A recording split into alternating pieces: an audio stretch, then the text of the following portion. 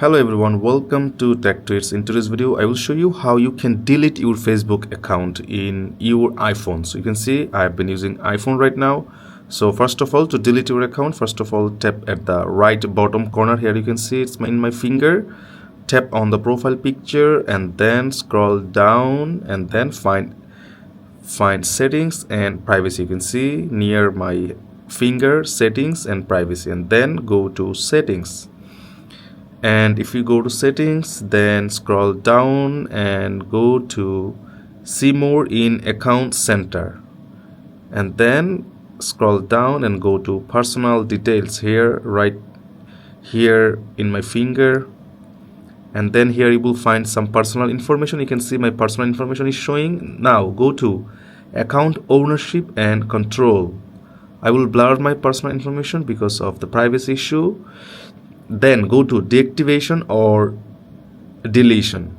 Can you see that? Deactivation and deletion is the second number. And then select your account.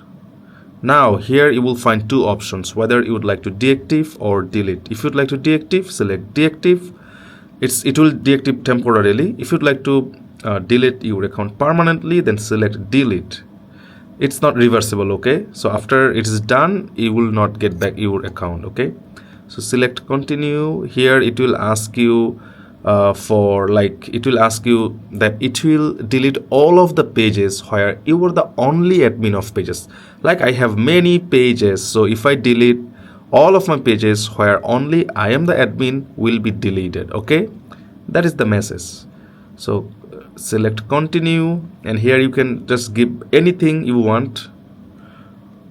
Select continue, select continue,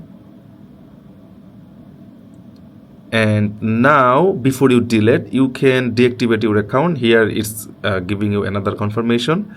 You scroll down and do nothing, click continue, and it will ask you for the password, okay?